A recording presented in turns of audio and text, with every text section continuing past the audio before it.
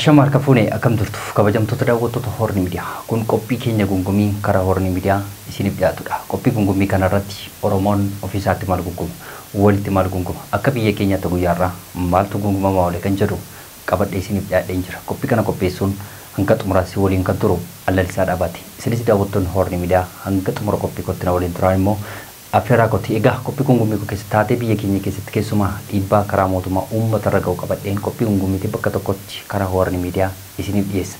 Maarree isinis miidiyaa kana like subscribe gochuu hin dagatinaa yaadaaf qeeqa qabdan koomentii jalatti barreessuu ni dandeessu.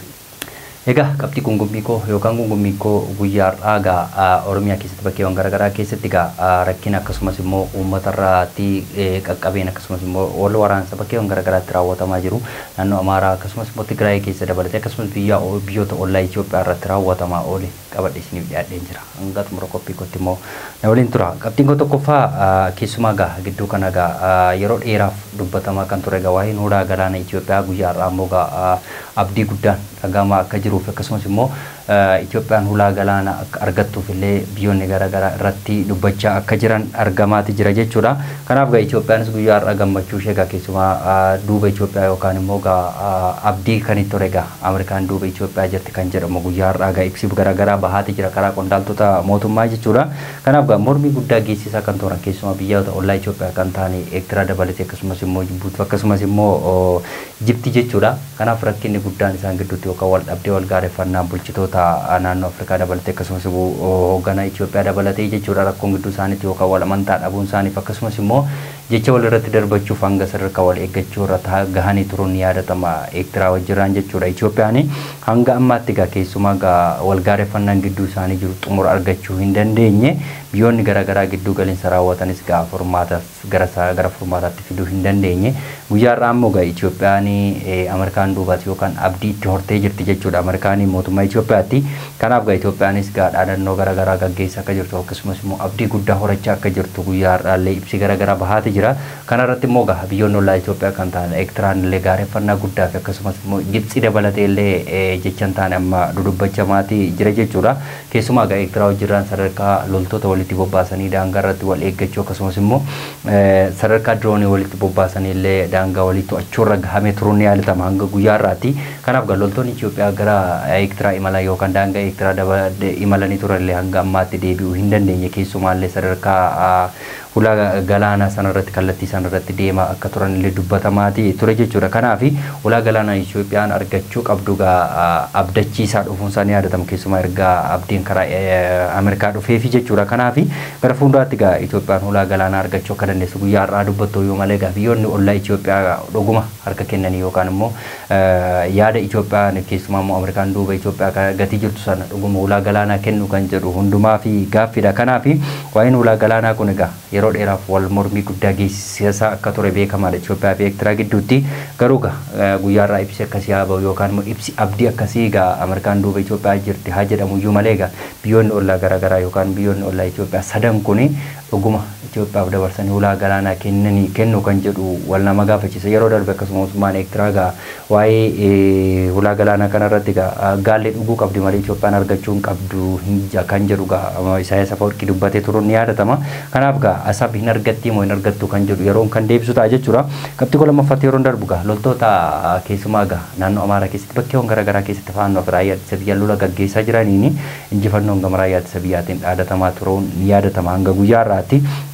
Kanaaf guyyaa har'aas bakkeewwan garaagaraatti loltoonni faannoo mootummaatti harka kennaa akka jiraniif akkasumas immoo lola malee illee yeroo isaan karaa nagaatiin dhufanii harka kennaa jiran raayyaan ittisa biyyaa guyyaa har'aa baaseeti jira jechuudha. Ibsa isaa kana keessatti dhuguma loltoonni yookaan warreen amma suura kaafamanii miidiyaatti as ba'an kun dhuguma faannoonni karaa nagaa harka kennee kan jedhu hunduma keenyaaf gaaffiidha. Garuu bakkeewwan garaagaraatti raayyaan ittisa biyyaa injifannoo guddaa galmeessaa akka jiruu fi bakkeewwan garaagaraatti illee qabaa akka jiru argamaati jira. Garuu kan Oromiyaa keessatti raawwatamaa jiru kun dhuguma loltoota faannoo fi mootummaan kan isaan wal lolaa jiran kun rakkina guddaa geessaa jira jechuudha. Kanaaf bakkeewwan garaagaraa keessumaa Oromiyaa keessatti bakkeewwan garaagaraa raayyaa ittisa biyyaa fi faannoon bakka isaanitti wal lolaa jiru jedhamee yaadamu kana keessatti yeroo isaan walitti dhufanii waraana adda bilisummaa Oromoo lolaa jiran kan ammoo argamaati jira.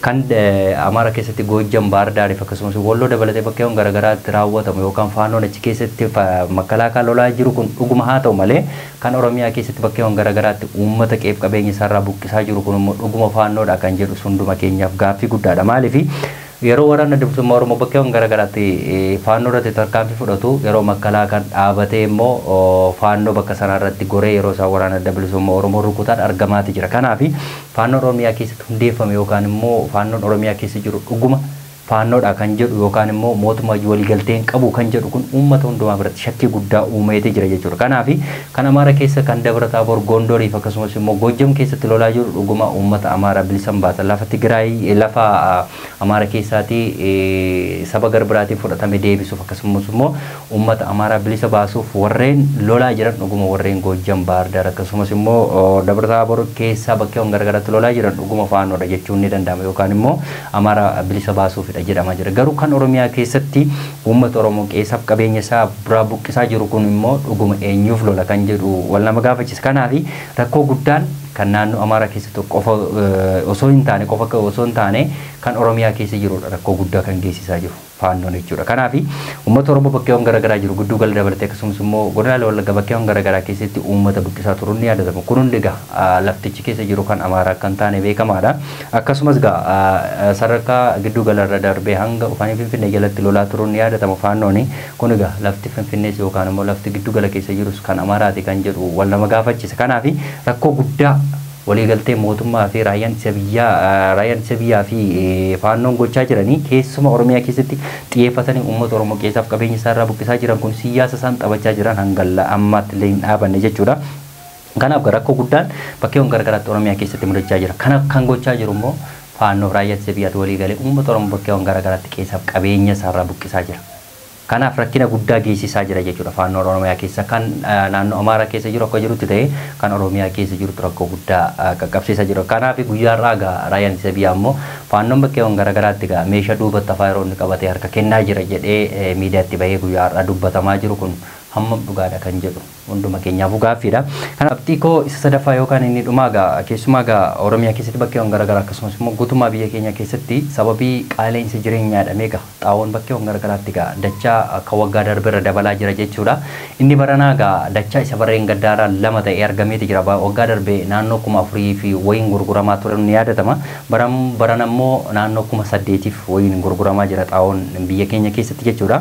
Kuni dachaa lamaan akka dabale argamsiisaati jira. Kun rakkoo qaala'insa jireenyaa yookaan immoo sababii doolaarri dabalee fi xaa'oon barana dabalee kan jedhu gama mootummaatiin ibsi bahaati jira. Sababii qaala'insa jireenyaa yookaan immoo qaala'insa biyya keenya keessa to'achuu kan danda'u mootummaadha malee uummata kan taane yookaan qotee bulaa kan taane beekamaadha. Kanaaf xaa'oo birrii 8,000 hanga 9,000 xaa'oo bitee uummanni tokko hektaara meeqa facaasa kan jedhu kun hunduma keenyaaf gaaffii guddaadha jechuudha. Uummanni rakkoo hamaa keessa jira. Garatti kan itti himatu dhabe yookaan immoo to'annoo biyya keenya keessatti raawwatamutu abbaa dhabe malee birrii 8,000 hanga 9,000 xaa'oo bitee namni hektaara meeqa facaafachuu danda'a midhaan. Midhaan inni baasee gabaatti gurguru yookaan mootummaatti gurguru isaa gadi yoo ta'e xaa'oon inni bitee lafa isaa irratti facaafatee kan inni waggaatiin bu'aasa argachuu danda'u modachaan isa sana caalee jechuudha. Kanaaf uummanni bakkeewwan garaagaraa jiru sadarkaa midhaan sana yookaan lafa sana qotuu dhiisutti dhiisee akkasumatti lafa baasuutti akkasumatti marga akka baasuuf illee dhiisaa jira jechuudha bakkeewwan garaagaraatti. Kana hundammoo sababii qaala'insa xaa'oo kanaatiin yookaan immoo xaa'oo sana bitee facaafachuu hin dandeenye jechuudha. Bakkeewwan garaagaraatti midhaan bitanii yookaan immoo sanyii filatamaa bakkeewwan garaagaraatti bitanii deebisaniiti xaa'oos bitaniitidha facaasu. Inni kun isa kana dadhabe immoo uummanni. Takka xaa'oo bitaa takka sanyii filatamaa jedhee mootummaan achumatti uummatarraa fuudhee achumatti kalariitti diddibee kun sanyii filatamaadha jedhee deebisee uummatarraa birrii saama turuun ni yaadatama. Sababii gibiraa jedhanii birrii 5,000 6,000 hanga 10,000 uummatarraa funaanaa turuun ni yaadatama. Kana hunda kan godhu yookaan immoo qotee bulaan galiin inni qabu tokkoof tokko qotee jiraata waan ta'eef qotisa yookaan midhaan irraati jechuudha. Yookaan callaa guddistuu isaa achi keessatti hojjetamu irraa kan hafe uummanni baasii yookaan galii tokko kan biraa kan qabuuf hin qabu. Tokkoof tokko jireenyi isaa yookaan immoo kan inni baasus kan inni gashachuu danda'us midhaan inni yookaan immoo oomisha inni oomishate yookaan qotee bulaan kanuma oomisha qofa argata jechuudha. akka warra kaanii galiin ni biraa tokkoon qabu jechuudha. Kanaaf wanti achi keessatti yookaan wanti biyya keenya keessatti qotee bulaa irratti qumaarri raawwatamaa jiru dhuma dhabe. Kana birrii 8,000 hanga 9,000 xaa'oo bitee lafa hektaara meeqa facaasuu danda'a qotee bulaan. Sanyii filatamaa jedhee 5,000 6,000 deebisee itti gurgura. Xaa'oo birrii 8,000 hanga 9,000 itti gurguraa jira. Kana hunda kan inni uummanni birrii iddeetii fiduu hin qabu. Tokko midhaanuma qabu sana gurguree deebisee xaa'oo sana bita yookaan sanyii filatamaa sana bita. Sanyii filatamaan sun wanta haaraa yookaan immoo kaampaanii haaraan sanyii filatamaa oomishu hin jiru. Kanuma uummata irraa fuudheeti achuma gashee qilamii itti dibeetira uummatatti deebisee gurgurachaa jira mootummaan. Gibira jedhanii lafa midhaan hin baasne birrii 6,700 kanaan dura irraa fuudhaa turuun ni yaadatama. Kana hunda baasii kana hunda rakkachaa kan jiru uummatuma yookaan qotee bulaadha jechuudha. Kanaaf sababi qaala'insa jireenyaa jedhamee qaala'insa jireenya biyya keenya to'achuu kan danda'u tokko mootummaadha jechuudha. Doolaara dabale doolaara yoo dabale uummata irratti uummanni maal gochuu danda'a? Doolaara akkan dabaleef kan hojjechuu danda'u eenyudha? Mootummaadha jechuudha. Kanaaf sababii amma xaa'oon dabalee bakkeewwan garagaraatti lafti garagaraa yookaan namni qotachuu dadhabee sadarkaa qotachuu dadhabee sadarkaa sanyii filatamaa bitatee facaasachuu yeroo dadhabee kanatti lafti bakkeewwan garagaraatti lafa ba'aa jira jechuudha. Kanaaf qotee bulaan hiyyuma guddaa yookaan dararaa guddaa argaa jira. Tokkoffaa nageenyi hin jiru, lammaffaa sanyiin filatamaa gatiin saqaaleera, xaa'oon gatiin saqaaleera. Kana hunda qotee bulaan sadarkaa ijoollee barsiifachuu dadhabuurra ga'ee sadarkaa xaa'oo bitee facaafachuu dadhabee sadarkaa lafa baasuurra yookaan immoo danda'ee qotachuu waan dadhabee sadarkaa lafti lafa ba'uu kanarraa salphinni kanaa olii hin jiru yookaan hiyyumni kanaa olii biyya keenya keessatti raawwatamu kanaa olii hin jiru jechuudha. Sadarkaa dhaabatanii du'uurra yeroo gahame kanatti yookaan abdii kutannaan kanaa olii akka hin jirre argamaatee jira biyya kana keessatti jechuudha. Kanaaf gama mootummaatti wanti furmaata keessa galame korodoree jedhanii bakkeewwan garagaraatti uummata keessaaf qabeenya sarraa bukkisaa turuun ni yaadatama. Inni kun illee furmaata dhabee bakkeewwan garagaraatti ammayyuu godinaalee garagaraa keessatti manneen diigamanii uummanni karaa irratti qeessaaf qabeenya isaarraa yeroo buqa yookaan manni isaa diigame uummanni baay'een karaa irratti jira. Yookaan hanga ammaatti illee kaasaan otoo hin kaffalamiifiin uummanni mana fira isaatti yookaan immoo karaa irratti baqatee bakkeewwan garagaraatti rakkina guddaa argaa jira sababii kirooderiitiin. Isarra darbee gibira jedhanii bakkeewwan garagaraatti uummata yeroo isaan manatti cufsiisa yookaan manatti ashaganii uummata bakkeewwan garagaraatti akka inni hin qotanneef lafa sanallee ugguranii turuun ni yaadatama hanga ammaatti.